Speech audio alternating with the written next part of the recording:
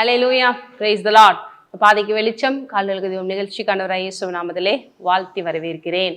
இந்த நாளில் பாருங்க, இன்னும் அதிகமாக தேவனுக்குரிய காரியங்களை நம்ம அதிகமாக தியானிக்க போகிறோம். எத்தனை பேர் என்னோடு சேர்ந்து தொடர்ந்து தியானிக்க போறீங்க? தொடர்ந்து கேட்க கேட்க கேட்க உங்க விசுவாசம் பெருகும். விசுவாசம் வரும்பொழுது வாழ்விலை வெற்றி வராமல் இருக்கவே இருக்காது. இன்றைக்கு குறிப்பாக பாருங்க, ஆவியானவரை பற்றி தெரியாம இருக்கவே முடியாது நம்ம ஊழியத்தை சேர்ந்தவர்கள். அதே போல ஆவியானவர் கொடுக்குற வரங்களை பற்றி தெரியாம இருக்க முடியாது. அதெல்லாம் நம்ம கண்ணு முன்னாடி நம்ம வாழ்விலே இந்த ஊழியத்தின் மூலமாக தேவன் அதிகமாய் சொன்னபடியே செய்து ஆசீர்வதித்து வருகிறார்.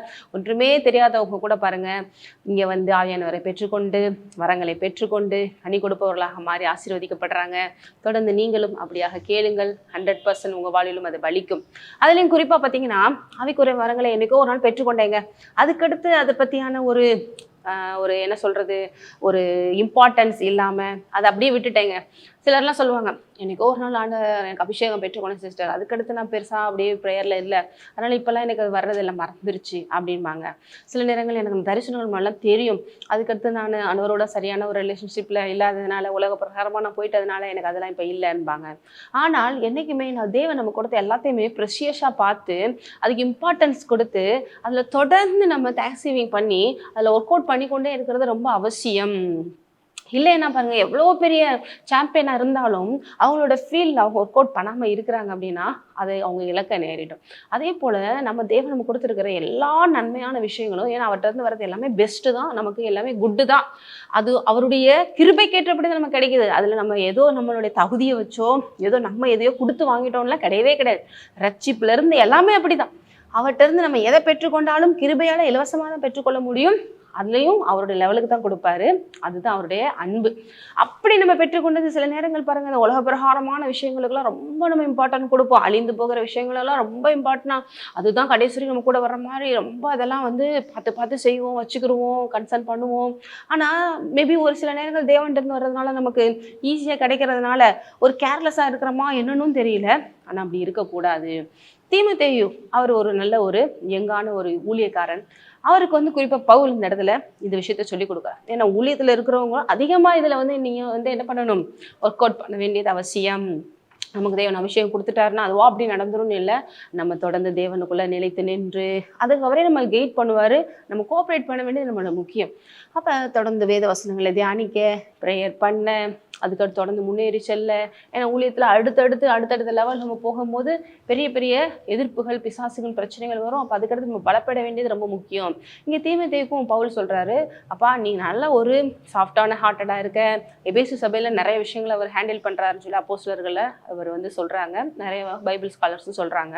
அப்படி ஒரு தீமோத்தேயுவை எடுத்து பயன்படுத்தினாலும் அவருக்கு சில நேரங்களில் வந்து இந்த பவுலை போல் எஃபிஷியண்டாக முன்னேறி சென்று பெரிய காரியங்களை செய்ய முடியாமல் இருக்குது. அதுக்கு தான் பவுல் வந்து தீமோத்தேயுக்கு மட்டுமில்லை, இன்னைக்கு நமக்கும் சேர்த்து நிறைய விஷயங்களை சொல்லி கொடுக்குறாரு.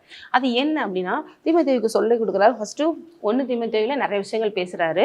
அடுத்து 2 தீமோத்தேயுல உங்களுக்கு ஃபர்ஸ்ட் உனக்காக இரவும் பகலும் நான் ரொம்ப டீப்பா ப்ரேயர் பண்றேன் அப்படின்லாம் சொல்லிட்டு வர்றாரு. பிரியமுள்ள குமாரனாய தீமோத்தேயுக்கு எழுதுகிறது அவர் 2ல இருந்து, பிதாவாகிய தேவனால் நம்முடைய கர்த்தராகிய இயேசு கிறிஸ்துவினாலும் கிருபையும் இரக்கமும் சமாதானமும் உண்டாவதாக. அடுத்து, நான் இரவும் பகலும் இடைவிடாமல் என் ஜெபங்களில் உன்னை நினைத்து. ஏன்னா ஊழியக்காரங்களுக்கு கூட ஜெபம் பண்றது முக்கியமாங்க அப்படின்னு நினைக்கலாம். கண்டிப்பா ரொம்ப முக்கியம். ஏனென்றால் அவ்வளோ தூரம் ஒரு ஸ்ட்ரகிளான, ஒரு சேலஞ்சிங்கான, ஒரு போராட்டம் நிறைந்த ஒரு லைஃப் ஸ்டைல். ஆனால் தேவனோடு சேர்ந்து பண்ணுறது 100% அது வெற்றியானது.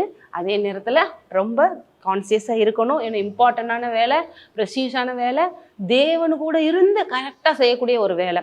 கொஞ்சம் இப்படி நம்ம டைவர்ட் ஆனோம்னா அது சரியாக வராது. அநேகருக்கு ஆசீர்வாதமான ஒரு வாழ்க்கை.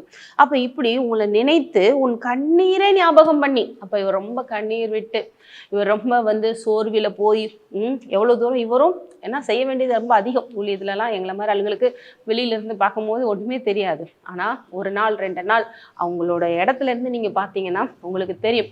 ஸோ கண்ணீரை ஞாபகம் பண்ணி சந்தோஷத்தால் நிறையும்படிக்கு உன்னை காண வாஞ்சியா இருந்து, உன்னுடைய கண்ணீரெல்லாம் மாறி நீ நல்லா சந்தோஷமா இருக்கணும், அப்படி உன்னை நான் பார்க்கணும்னு சொல்லி வாஞ்சியா இருந்து உன்னிலுள்ள மாயமற்ற விசுவாசத்தை நினைவு கூறுகிறதுனால். ஆனால் 1 தீமோத்தேயு, உன்கிட்ட இருக்கிற அந்த மாயமற்ற விசுவாசத்தை நான் நினைச்சு பார்த்து உண்மையிலே ஆண்டவருக்கு நான் நன்றி செலுத்துறேன். அந்த விசுவாசம் கண்டிப்பா உன்னைய கரை சேர்க்கும். அப்படின்னு சொல்லிட்டு, என் முன்னோர்கள் முதற்கொண்டு சுத்த மனசாட்சியோடு ஆராதித்து வரும் தேவனை நான் சோத்தரிக்கிறேன். என் முன்னோர்கள் முதற்கொண்டு ஆராதித்து வரும் அந்த தேவன் தான் இந்த தேவன். அவருக்கு நான் இதுக்காக நன்றி செலுத்துறேன். எதுக்காக?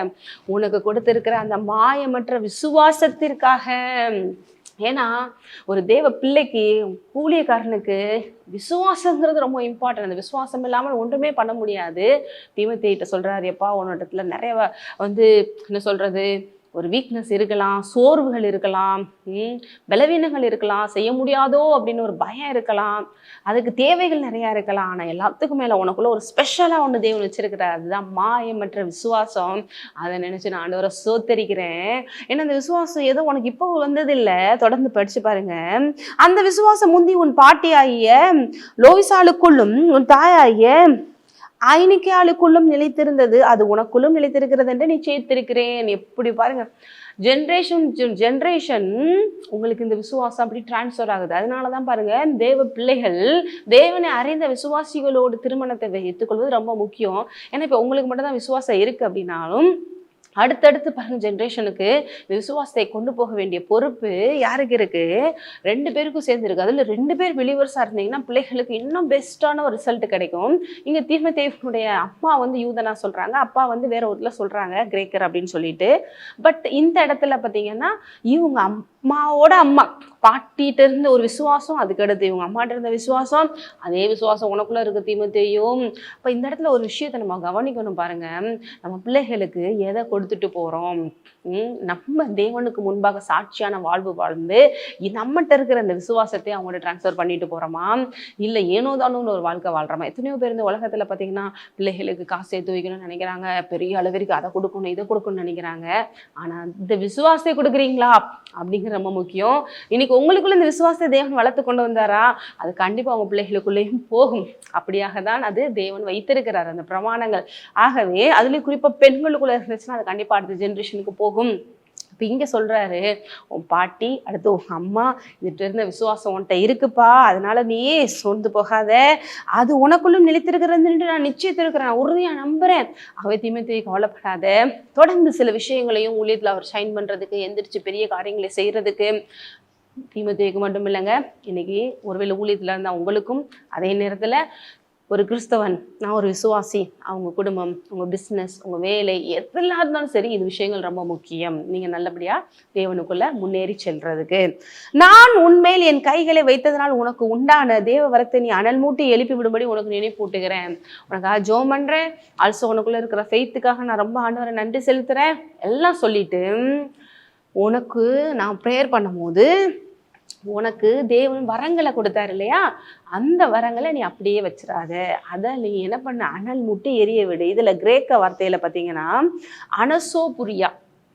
அனசோபுரியா, அதாவது கிளறி விடுதல் என்பதற்கு இதோட அர்த்தம்னு சொல்றாங்க. அதாவது இன்னும் கொஞ்சம் இப்போ ஒரு திரி லைட்டா மங்கலா எரியுதுன்னா அதை நம்ம நல்லா அப்படியே ஏற்றி விடும் போது நல்லா நிறைய எரியும். அதே போல அடுப்புல பார்த்தீங்கன்னா லைட்டா தான் எரியுது அப்படின்னா நல்ல விறகுகளை உள்ள வச்சு நல்லா ஊதி மறுபடியும் இன்னும் கொஞ்சம் அந்த ஆயில்ஸ் எல்லாம் அப்ளை பண்ணி செய்யும் பொழுது நல்லா கம்பெனி எரியும், அதோட ஃபுல் ஃபோர்ஸ்ல ஃபுல் எஃபிஷியன்ட்ல.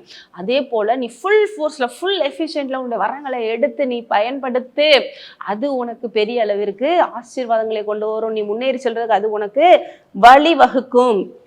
இங்க அதனால தீமோத்தேயு வரம் பெறாதவர்னு கிடையாது, ஏதோ பின்வாங்கி போயிட்டாருன்னு கிடையாது. அவர் நல்ல ஒரு கனி கொடுக்கிற ஒரு ஆவிக்குரிய ஒரு நல்ல அன்பா இருக்கிற ஒரு நல்ல ஆளதான் இருக்கிறாரு. ஆனா இது பத்தாது, இன்னும் ஊழியத்துல நீ போக வேண்டிய தூரம் ஓவரா இருக்கு, பிசாசுகளை எதிர்த்து செய்ய வேண்டிய தூரம் விஷயம் இருக்கு, எதிர்ப்புகள் வரும், பிரச்சனைகள் வரும், சவால்கள் வரும். ஊழியத்துல மட்டும் இல்லைங்க, எல்லா தேவனுடைய நம்புற பிள்ளைகளையும், அந்த உலகமே அப்படிதானே. அப்படி இருந்தாலும் நீ இப்படி ஆவிக்குரிய வளங்கள்ல முன்னேறி செல்லும் பொழுது உனக்கு அது பலன் கொடுக்கும் அப்படின்னு சொல்றாரு. சரி, இன்னும் அதிகமா வரங்கள் நமக்கு கைகளை வைக்கிறது மூலமா டிரான்ஸ்ஃபர் ஆகுது அப்படிங்கிறத நம்ம பார்க்கலாம். அப்போஸ்தலர்கள்ல 9:17 இந்த கை வைக்கும் பொழுது ஆவிக்குரிய வரங்கள் டிரான்ஸ்ஃபர் ஆகுதா? எஸ் ஆகுது. ஆனா இந்த ஒரு விதத்துல மட்டும்தான் ஆகுதா அப்படின்னா கிடையாது. பட் இது ஒரு ஒன் ஆஃப் த மெத்தட். அப்ப இதுல உண்மையிலேயே இப்படிலாம் ஆகுமாங்க? வேற ஏதாவது எடுத்துக்காட்டுகளை காமிக்க முடியுமானா இருக்கு பாருங்க. அப்போஸ்தலர்கள் 9:17 இங்க வந்து அனனியா போய் வீட்டுக்குள் பிரவேசித்து அவன் மேல் கையை வைத்து, சகோதரனாய் சவுலே, நீ வந்த வழியிலே உனக்கு தரிசனமான இயேசுவாகிய கர்த்தர் நீ பார்வையிடும்படி உனக்கு பரிசுத்தாவியால் நிரப்பப்படும்படிக்கும் என்னை அனுப்பினார். இது எங்க அப்படின்னா, இந்த பவுல் முதல்ல தேவன் என்கவுண்டர் நடக்குது இல்லையா, அப்படி என்கவுண்டர் நடக்கும் பொழுது அவர் கண் வந்து கூடாக்கப்படுகிறது. அதுக்கு அடுத்து போய் ஒரு இடத்துல போய் உட்கார்றாரு. அப்ப தேவன் அவருக்கு உணர்த்துறாரு, இந்த மாதிரி என்னுடைய ஊழியக்காரத்தை வருவான் அனனியா, அவன் வந்து உனக்கு ஜெபிக்கும் பொழுது நீ மறுபடியும் பார்வை அடைவாய். அப்ப இதே போல அனனியா வர்றாரு. பவுலை பார்த்துட்டு, ஆக்சுவலாக சவுலா இருக்கார் இல்லையா, சொல்றாரு, ஏப்பா நான் ஆராதிக்கிற இந்த கர்த்தரை இயேசு தான் என்னை அனுப்பினாரு உனக்கு ஜெபம் பண்ணும்படி. அப்போ கூட அனனியா வந்து இவர் வந்து, ஆண்டவரே சவுல் ரொம்ப மோசமான ஆள், நான் இவருக்கா போய் ப்ரேயர் பண்ணலாம் கேட்குறாரு, அப்படி இருந்து நான் சொல்றதை போய் செய்ய அப்படின்றாரு. அதுக்கு தான்ப்பா நான் வந்தேன், உன் மேலே கை வச்சு உனக்கு ஆவியானவரை கொடுக்கும்படியாகவும் ஆல்சோ இந்த கண்கள் சுகமடையும்படியாகவும் நான் வந்தேன். பாருங்க, ஹீலிங் ஆல்சோ உங்களுக்கு ஆவியானவருடைய அந்த அருட்கொடை இதுவும் கிடைக்குது கை வைக்கும் போது அப்படின்னு. அதே போலதான் அவர் வந்து ஜெபம் பண்றாரு. அதுக்கடுத்து இவருடைய பார்வை வந்து மறுபடி கிடைக்குது, மறுபடியும் ஆவியானவரை பெற்றுக்கொள்றாரு. அதெல்லாம் நம்ம பார்க்குறோம். அதே போலதான் 13:3 இங்கேயும் பார்த்தீங்கன்னா, அப்பொழுது உபவாசித்து ஜெபம் பண்ணி அவர்கள் மேல் கைகளை வைத்து அவர்களை அனுப்பினார்கள். பவுலும் பர்னபாவையும் இந்த இடத்துல தனியாக ஊழியத்துக்குன்னு பிரிக்கிறாங்க. மறுபடியும் அவங்க மேல கை வச்சு இது மாதிரி ஜெபிச்சு அனுப்புறாங்க. இந்த மாதிரி கை வைத்து ஜெபிக்கும் பொழுது அங்கே தேவனுடைய வல்லமை ஒருத்தவங்களுக்கு பாஸ் ஆகுறதுங்கிறத இந்த விஷயங்கள் உங்களுக்கு எடுத்து காமிச்சேன். இப்ப மறுபடியும் தீமோத்தேயுக்கு வாங்க. இப்போ தீமோத்தேயுக்கு வந்து பவுல் சொன்ன இந்த விஷயத்தை தான் நான் உங்களுக்கு காமிச்சேன். ஸோ இப்படி நீ என்ன பண்ணு, ஆவிக்குரிய விஷயங்களை நீ சும்மா வச்சிருக்க கூடாது. நான் உனக்கு மேலே ப்ரேயர் பண்ணும்போது வந்து அந்த அபிஷேகத்திலையும் இந்த வரங்களையும் நீ தொடர்ந்து நீ என்ன பண்ணணும், முன்னேறி செல்லணும். தொடர்ந்து நீ அதை பர்சனலாக தேவனோட இருந்து ப்ராக்டிஸ் பண்ணி அதை பயன்படுத்தி அதுல நீ எழும்பி பிரகாசிக்கணும். அப்பதான் நீ ஊழியத்துல பெரிய காரியங்களை என்ன பண்ண முடியும், செய்ய முடியும் தீமோத்தேயு அப்படின்னு சொல்லிட்டு அவருக்கு நிறைய விஷயங்கள் சொல்ற. அதுக்கடுத்து நீ பயப்பட தேவையில்லை, கலங்க தேவையில்லை, ஏனென்றால் அப்படி சொல்லிட்டு தேவன் நமக்கு பயமுள்ள ஆவியை கொடாமல் பலமும் அன்பும் தெளிந்த புத்தியுள்ள ஆவியை கொடுத்திருக்கிறாரு சொல்றார். போல்டா தீமோத்தேயு, போல்டா இருக்கணும். ஏன்னா பவுல் இந்த உலகத்துல வரும்பொழுது அப்போஸ்தலர் நடவடிக்கைகள்ல படிச்சு பார்த்தீங்கன்னா சொல்லறா அடிகள், வேதனைகள், நிந்தைகள், அவமானங்கள், அசிங்கங்கள் எல்லாத்தையுமே படுறார். அதே போல எதிர்ப்புகள், வாக்குவாதங்கள், எல்லா இடங்கள்லையும் பார்த்தீங்கன்னா அவருக்கு போனோன்னு யாரும் சொல்லணும், அப்படியா நல்ல விஷயம் சொல்ல வந்திருக்கீங்க அப்படி சொல்லிட்டு யாரும் ரிசீவ் பண்ணல. அப்படி இருந்தும் புதிய ஏற்பாட்டில் 90% மேலே அவர் தான் பாருங்க இவ்வளோ லெட்டர்ஸ் எழுதுறாரு. அநேக இடங்களுக்கு பவுல் போய் ஊழியம் பண்றாரு. கடைசியில் ரத்த சாட்சியா மறிக்கிறாரு. காரணம், அவருக்குள்ள இருக்கிற தேவ ஆவியானவர் பயம் இல்லாதவர். அவர் பயமுள்ள ஆவியை கொடாமல் பலமும் அன்பும் தெளிந்த புத்தியுள்ள ஆவியை கொடுக்கிறவர். அப்படிப்பட்ட ஆவியானவர். ஏன்னா தேவன் அப்படிப்பட்டவர். பலமும் போல்னஸ் இயேசு கிட்ட இருந்த அதே போல்னஸ் ஆவியானவர் மூலமாக பவுலுக்குள்ள வருது, ஒவ்வொரு ஊழியக்காரங்களுக்கும் வருது. இன்னைக்கு தேவனை விசுவாசிக்கிற ஒவ்வொருக்குள்ளேயும் வருது. இன்னைக்கு நீங்க ஆவியானவரை பெற்றவங்களா இருந்தீங்கன்னா உங்களுக்குள்ள அதே போல்னஸ். இந்த உலகத்துல இயேசு இருக்கும் பொழுதும் இயேசுதான் அப்படின்னு தெரிஞ்சிருந்தோம், அவர் தேவன் தான் தெரிஞ்சிருந்தோம், உடனே தேவனே அப்படி சொல்லிட்டு யாரும் அக்செப்ட் பண்ணல. அற்புத அடையாளங்களை பார்த்த பிறகுதான் மக்களே நம்ப ஆரம்பிக்கிறாங்க, சீசர்கள் கூட நம்ப ஆரம்பிக்கிறாங்க. அப்ப அந்த வரங்கள்ல செயல்படுறது ரொம்ப முக்கியம். ஆல்சோ பரிசேயர்கள் மாதிரி ஆளுக கடைசி வரைக்கும் அவர் மேல போட்டியும் பொறாமையும் வஞ்சனையும் வைத்துக்கொண்டு அவரை கொலை பண்றதுக்கு தான் வகை தேடி கடைசியில கொலையும் பண்றாங்க. அதுக்கும் நம் தேவன் பயப்படாமல் வந்த நோக்கத்தை வெற்றிகரமாக நிறைவேற்றி முடித்தார். மறுபடியும் எல்லாத்தையும் ஜெயித்து நமக்காக மறுபடியும் மரித்து 3ஆம் நாள் உயிரோடு எழுந்தார். அப்படிப்பட்ட அந்த போல்ட்னஸ், அந்த ஆவியானவர், அந்த ஆவியானுடைய இந்த தன்மை உனக்குள்ள இருக்கு. நீ பயப்பட வேண்டிய அவசியம் இல்லை. அடுத்து அந்த அன்பு. ஏன்னா ஊழியத்துல பார்த்தீங்கன்னா அன்பு மட்டும் குறைஞ்சிருச்சு அப்படின்னா நம்மளால ஊழியமே பண்ண முடியாது. ஏன்னா நம்ம பார்க்குற எல்லாத்துலேயும் பாருங்க இம்பர்ஃபெக்ஷன்ஸ் இருக்கு. ஸோ மக்கள்கிட்ட வந்து குறைகள் இருக்கு. அதையே நம்ம பார்த்துக்கிட்டு இருக்கும்போது அடுத்து யாருக்கு பண்றதுங்கிற மாதிரி ஆகி போயிடும். ஆனால் தேவன் பாருங்க, நம்மகிட்ட எவ்வளவோ குறைகள் இருந்தாலும் கடைசி நேரம் இயேசு கிறிஸ்து சிலுவையில தொங்கும் போது கூட அவரை பரியாசம் பண்றாங்க, ஏளனம் பண்றாங்க. அந்த நிமிஷம் கூட அவர் நமக்காக தான் உயிரை கொடுத்துட்டு இருக்காருன்னு கூட தெரியல. இவருக்கு இந்த பாடுகள் பட வேண்டிய அவசியம் இல்லைன்னு கூட இருக்கிற ஒரு திருடனுக்கு கூட புரியுது. ஆனா யாருக்குமே மற்றவங்களுக்கு புரியல.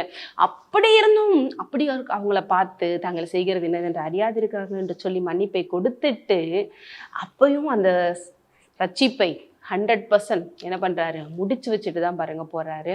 அந்த தேவன் தான் நம் தேவன். அந்த தேவனோட அன்பு தான் நமக்குள்ள இருக்கிறது.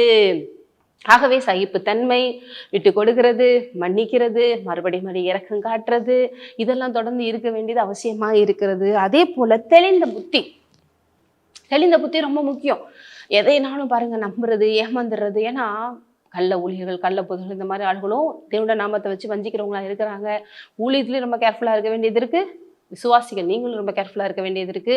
அதே மாதிரி மோசமான இந்த உலகத்துல வஞ்சிக்கிற பிசாசு ரொம்ப மோசம் பாருங்க. அவன் எப்பயுமே டைரக்டா வந்து நான் தான் பிசாசு, என் பேச்சை கேளு அப்படிலாம் சொல்ல மாட்டான். அப்ப நம்மளை வஞ்சிக்கிற மாதிரி, திரிக்கிற மாதிரி, கெடுக்கிற மாதிரி அநேக காரியங்கள், பொய்ய உண்மையா சொல்ற மாதிரிலாம் இருக்கும். அப்ப நமக்கு தெளிந்த புத்தி, டிஸ்னிங் ஸ்பிரிட், இச்சை அடக்கம், இதெல்லாம் ரொம்ப ரொம்ப ரொம்ப ரொம்ப முக்கியமா. இதெல்லாம் இந்த ஆவியானவருக்குள்ளேயே இருக்கு. தீமோத்தேயு, இப்படிப்பட்ட ஆவியானவர் தான் உனக்குள்ள இருக்கிறாரு. ஆகவே நீ என்ன பண்ண தேவையில்லை, பயப்பட தேவையில்லை, தொடர்ந்து முன்னேறி செல் என்று சொல்ற. இந்த இடத்துல பார்த்தீங்கன்னா பவுல் கலாத்தியர்ல 2ஆம் அதிகாரத்துல உங்களுக்கு ஒரு இடத்துல பார்த்தீங்கன்னா இந்த போல்ட்னஸ் ஸ்பிரிட் இருக்கும்போது சில நேரங்கள் தேவனுக்காக, தேவ சத்தியத்திற்காக நம்ம யாருனாலும் எதிர்க்க வேண்டிய சூழ்நிலைகள் வந்தால் கூட தைரியமா எதிர்க்கிறோம். இந்த இடத்துல பேதுரு பார்த்தீங்கன்னா கலாத்தியர் 2ல் பார்த்தீங்கன்னா உங்களுக்கு சில வசனங்களை காமிக்கிறேன். 11, அந்தியோக்கியாவுக்கு வந்தபோது அவன் மேல் குற்றம் சுமத்ததுனால நான் முகமுகமாய் அவனோட எதிர்த்தேன். ஏன்னா அதுக்கு முன்னாடி போட்டிருக்கு என்ன அப்படிங்கிறதெல்லாம், அதாவது விருத்த சேதனம், நியாயப்பிரமாணத்தை குறித்தெல்லாம் முதல் பேசிக்கிட்டு வர்றாங்க. விருத்த சேதனம்லாம் இப்போ கிடையாது, நியாயப்பிரமாணம் கிடையாது. அவருடைய கிருபை விசுவாசிக்கிறவங்களுக்கு அது அப்படியே வந்து பலிக்கிறதுன்னு சொல்றாரு இல்லையா. இந்த இடத்துல பேதுரு என்ன பண்ணிடுறாரு அப்படின்னா, யூதர்களை கண்டவனையும் புறஜாதிகளோட முதல்ல எல்லாரும் கூட சேர்ந்து சமமா சாப்பிட்டுட்டு இருந்தாரு. யூதர்களை கண்டவனையும் விலகி ஓடுறாரு. இது நீ செஞ்சது தப்பு அப்படின்னு சொல்லிட்டு முகமுகமா எதிர்த்தேன் பேதுருவை. அதுலேயும் தொடர்ந்து கேட்கிறாரு பாருங்க 14, இப்படி அவர்கள் சுவிசேஷத்தின் சத்தியத்திற்கு ஏற்றபடி சரியா நடவாதை நான் கண்டபோது எல்லாருக்கும் முன்பாக நான் பேதுருவை நோக்கி சொன்னது என்னவென்றால், யூதனா இருக்கிற நீ யூதர் முறையாய் நடவாமல் புறஜாதியார் முறையாய் நடந்து கொண்டிருக்க, புறஜாதியார் யூதர் முறை நடக்கும்படி நீர் எப்படி கட்டாயம் பண்ணலாம்? புறஜாதியில் பிறந்த பாவியிலா இராமல் சுவாபத்தின்படி யூதரா இருக்கிற நாமும் இயேசு கிறிஸ்துவை பற்றும் விசுவாசத்தினாலே அன்றி நியாயப்பிரமாணத்தின் கிரியைகளினாலே மனுஷன் நீதிமானாக்கப்படுவதில்லை என்று அறிந்து, நியாயப்பிரமாணத்தின் கிரியைகளினால் அல்ல கிறிஸ்துவை பற்றும் விசுவாசத்தினாலே நீதிமானாக்கப்படும்படிக்கு கிறிஸ்துவின் மேல் விசுவாசிகள் ஆனோமே. அப்படி ஆன நம்ம மற்றவங்க முன்னாடி எப்படிப்பா இருக்கணும், கிருபையை பற்றி கொள்ளவா சொல்லிக் கொடுக்கணும் அப்படின்னு சொல்லி முகமுகமாய். ஏன்னா பேதுரு ஒரு பெரிய முக்கியமான ஆளா பார்க்கப்படுறாரு இயேசு மரித்து உயிர்த்த பிறகு. ஏன்னா இயேசுவோட இருந்த முக்கியமான ஒரு க்ளோசஸ்டான ஒரு சீடன் இல்லையா, உயிர்த்தெழுந்த இயேசுவை வேற பார்த்தவர். ஆனா பவுலுக்கு இந்த அளவுக்குலாம் பெரிய அளவிற்கு உங்களுக்கு சொசைட்டியில வந்து அங்கீகாரம் முதல்ல கிடைக்கல. ஆனாலும் தைரியமா சத்தியத்துக்காக நிக்கிறாரு. இந்த போல்ட்னஸ். அதே மாதிரி நிறைய இடங்கள்ல போனீங்கன்னா வாக்குவாதம் பண்றாங்க. நிறைய கிரேக்கர்கள்லாம் பார்த்தீங்கன்னா ரொம்ப அறிவுபூர்வமான சில கேள்விகள் எல்லாம் கேட்டுட்டு செய்வாங்க. அவங்க உங்களுக்கு ஏற்றபடி அவர் அழகா எக்ஸ்பிளைன் பண்றாரு, பொறுமையா சில விவரங்களை எக்ஸ்பிளைன் பண்றாரு, அவங்களுக்கு இருக்கிற அந்த சூழ்நிலைகளை வச்சு சில நேரங்கள் புரிய வைக்கிறாரு. அப்போஸ்தலர்கள் நடபடியெல்லாம் படிச்சு பார்த்தீங்கன்னா பயங்கரமா ஒரு இடத்துல எல்லாம் பார்த்தீங்கன்னா அவரை ஜெயிலில் கொண்டு போய் போடும்போது, நீங்க எதனால என்னை தேவையில்லாம அரெஸ்ட் பண்ணீங்க, நான் ஒரு ரோமன் அப்படின்னு சொல்லிட்டு ஒரு ஞானமா பேசுறாரு. இப்படி எல்லா விதத்திலும் தெளிந்த புத்தி, போன்லெஸ், அன்பு. எவ்வளவு தடவை அடிச்சு சுவிசேஷத்திற்காக தூக்கி வெளியில போட்டாலும் செத்துட்டாங்க நினைச்சா கூட மறுபடியும் எந்திரிச்சு வந்து மறுபடியும் அதே மக்களுக்கு போய் சொல்றாரு. இது மாதிரி எவ்வளவோ விஷயங்கள் பவுல்கிட்ட இருக்கு. அதுக்கெல்லாம் காரணம் என்ன சொல்றாரு, நான் ஆவிக்குரிய வரங்கள்ல அனல் மூட்டி எரிய விட்டுக்கிட்டே இருக்கிறேன். எத்தனையோ விபத்துகள், பிரச்சனைகள், போராட்டங்கள், அழிவுகள், நாசமோசங்கள் எல்லாத்தையும் தாண்டி, நிர்வாணம் எல்லாத்தையும் தாண்டி நான் வந்துட்டு இருக்கேன். இதே மாதிரி நீயும் செய், உனையால எல்லாத்தையும் சைன் பண்ண முடியும். இன்னைக்கு தீமோத்தேயுக்கு மட்டும் சொல்லலைங்க, இன்னைக்கு கிறிஸ்தவர்கள் ஒவ்வொருவருக்கும் தேவன் சொல்றாரு, உங்களுக்குள்ள தேவன் வைத்திருக்கிற ஆவிக்குரிய வரங்களை கேர்லெஸ்ஸா எண்ணாதீங்க, அனல் மூட்டி எரிய விடுங்க, அதுல முன்னேறி செல்லுங்கள். ஏனென்றால் இந்த ஆவியானவர் அவர் வந்தால் சூழ்நிலைகள் மாறும், முடியாது சாத்தியமாகும். அவர் வரும்பொழுது பலன் உண்டாகும். அந்த பலத்தினாலே நீங்கள் பெரிய காரியங்களை செய்யலாம். செபி. நன்றி தகப்பனே, இந்த நேரத்தில் அப்பா அந்த வார்த்தையை கேட்ட ஒருவரையும் ஆசீர்வதிக்கிறேன். இன்றிலிருந்து ஆண்டவரே வரங்களை சுடர்விட்டு எரிய விடட்டும். அதிலே ஆண்டவரை ஃபுல் ஃப்ளெட்ஜா ஆண்டவரை வெளியே வந்து உண்மை மகிமைப்படுத்துறது உலகத்திற்கு ஒளியாக இருக்கட்டும். இயேசுவின் நாமத்திலே ஆமென். என்னுடைய கிருபையும் சமாதானம் கொண்டு இருப்பதாக நீங்கள் ஆசீர்வதிக்கிறேன்.